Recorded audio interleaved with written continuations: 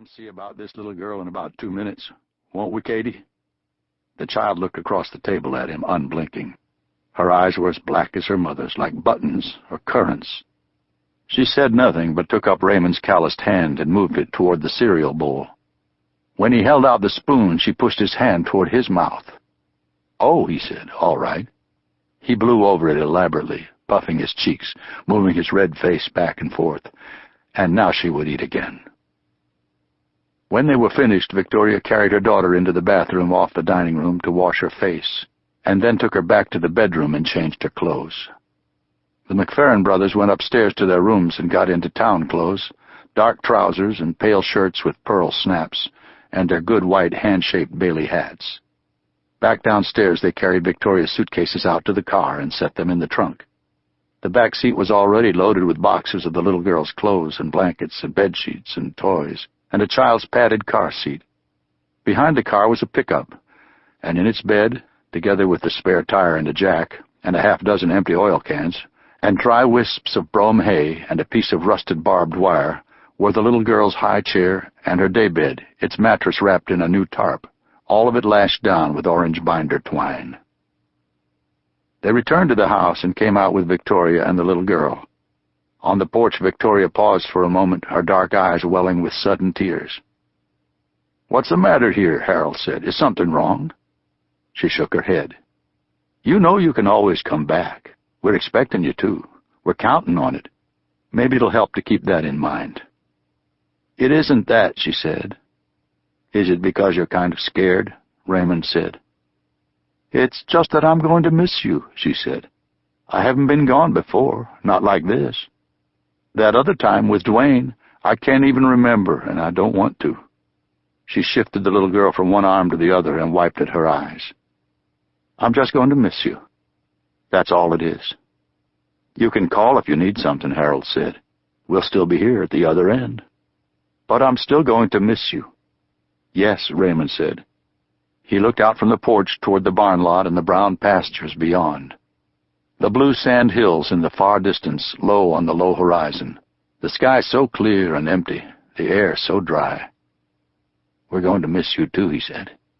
"We'll be about like old played-out workhorses once you're gone, standing around lonesome, always looking over the fence." He turned to study her face, a face familiar and dear to him now.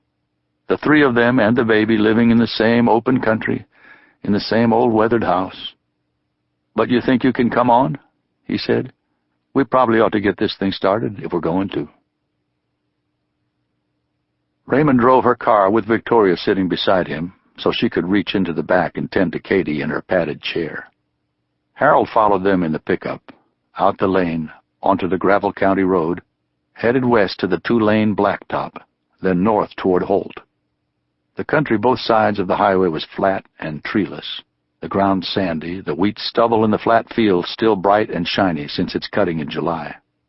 Beyond the barrow ditches, the irrigated corn stood up 8 feet tall, darkly green and heavy. The grain elevators in the distance showed tall and white in town, beside the railroad tracks. It was a bright, warm day with the wind coming hot out of the south. In Holt, they turned onto US 34 and stopped at the Gas and Go, where Main Street intersected the highway. The McPherons got out and stood at the pumps, gassing up both vehicles as Victoria went in to buy them cups of coffee and a Coke for herself and a bottle of juice for the little girl. Ahead of her in line at the cash register, a heavy black-haired man and his wife were standing with a young girl and a small boy. She had seen them walking at all hours along the streets of Holt, and she had heard the stories. She thought that if it weren't for the McPheron brothers, she might be like them herself. She watched as the girl moved to the front of the store and took a magazine from the rack at the plate glass windows and flipped through it with her back turned away as if she were not related in any manner to the people at the counter. But after the man had paid for a box of cheese crackers and 4 cans of pop with food stamps, she put the magazine back and followed the rest of her family out the door. When Victoria came out, the man and woman were standing in the tarred parking lot deciding something between themselves. She couldn't see the girl or her brother, then turned and saw that they were standing together at the corner under the traffic light, looking up Main Street toward the middle of town, and she went on to where Raymond and Harold were waiting for her at the car. It was shortly after noon when they drove down the ramp off the interstate into the outskirts of Fort Collins. To the west, the foothills rose up in a ragged blue line, obscured by yellow smog blown up from the south, blown up from Denver. On one of the hills, a white A was formed of whitewashed rocks, a carryover from when the university's teams were called the Aggies. They drove up Prospect Road and turned onto College Avenue. The campus was all on the left side, with its brick buildings, the old gymnasium, the smooth green lawns, and passed along the street under the cottonwoods and tall blue spruce until they turned onto Mulberry, and then turned again, and then located the apartment building set back from the street, where the girl and her daughter would now live. They parked the car and the pickup in the lot behind the building, and Victoria went in with the little girl to find the apartment manager.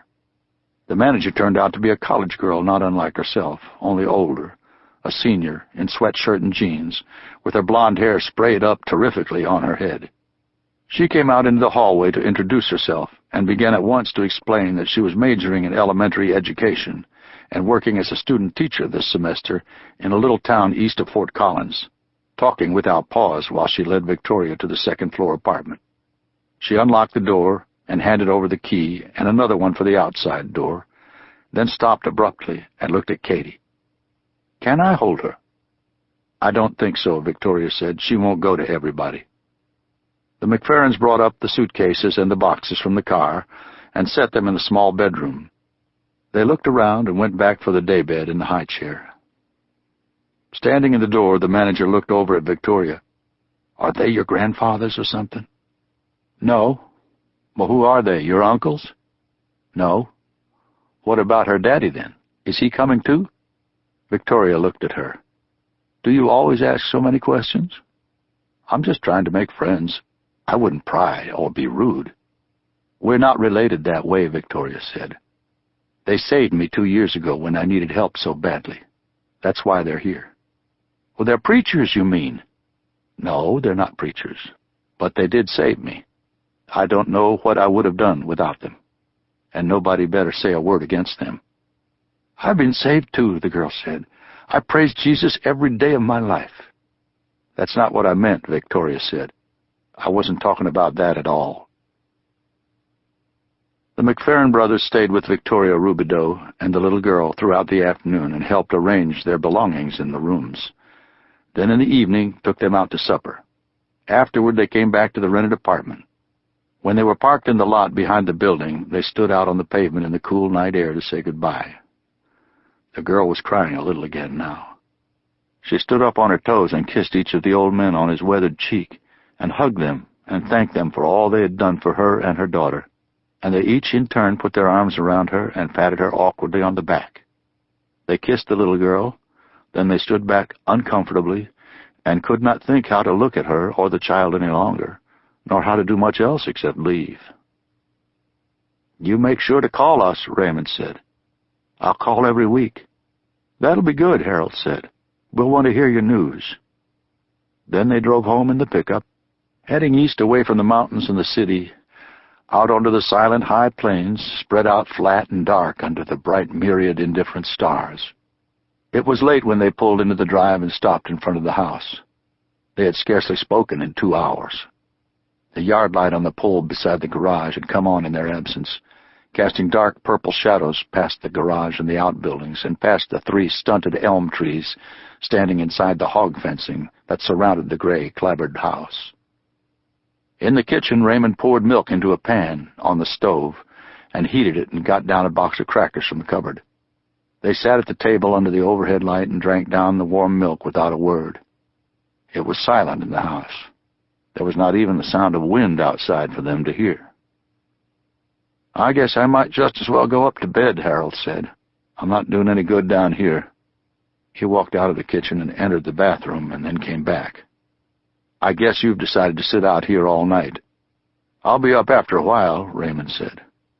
"Well," Harold said, "all right then."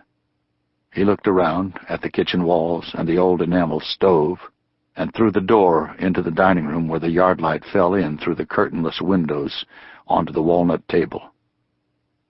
"It feels empty already, don't it?"